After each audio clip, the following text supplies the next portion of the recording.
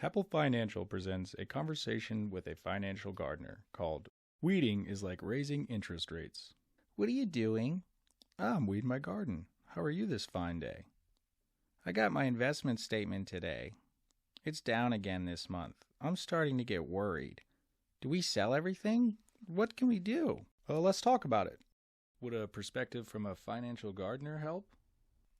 That's why I came to see you. I like the way you make me feel better after our conversations. We've always had up months and down months. But I agree, the past few months have been quite a ride. But overall, you've had growth over the past few years. But why is this happening? Have you noticed that the prices for the things you want to buy are more expensive? Every time I turn on the news, they talk about inflation. Gas prices are going up every day. My grocery bill is higher. Everything's going up, and nothing's going down. Did you know that in March, inflation was at 8.4%? This was a 41-year high. Well, I didn't know that. Inflation happens when too much money is chasing too few goods. When the forces of supply and demand are balanced, prices are stable. But when demand is up and supplies are down, prices increase. Why is inflation so high right now? Well, there are two big reasons. First, we're at pre-pandemic employment levels. The unemployment rate is at an incredibly low 3.6%. The nation is getting back to work. I see help wanted signs everywhere. I know people who quit their old job only to get a better paying job. So right now, many families have more money in their pocket.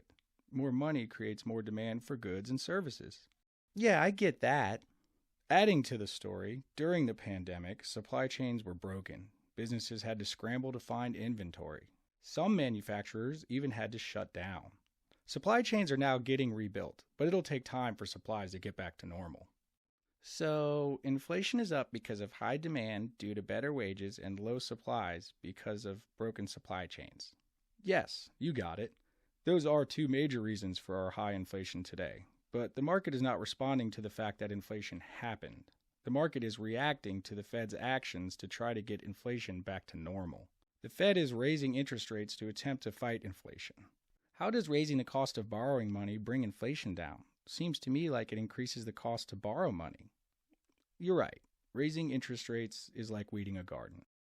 Think about it like this. If I did not pull weeds, the garden would suffer. I want the soil to feed the tomatoes, not the weeds. Less weeds means that your tomatoes get more water and nutrition. Higher interest rates makes the cost of doing business go up. Some buyers can afford the extra cost. Higher rates weeds out the weaker buyers. The strong will endure and the weak depart. It's survival of the fittest out there, isn't it? Less buyers lowers demands for limited supplies. Yes, you got it. But this effect does take time to work. Prices don't go down immediately. Tomatoes don't grow overnight. But I know weeding is part of being a good gardener. So I just sit on my hands and wait for my investment to recover? Be patient. If you want a tomato, you have to wait for the fruit. A tomato sandwich with salt, pepper, and mayonnaise is one of the joys of summer.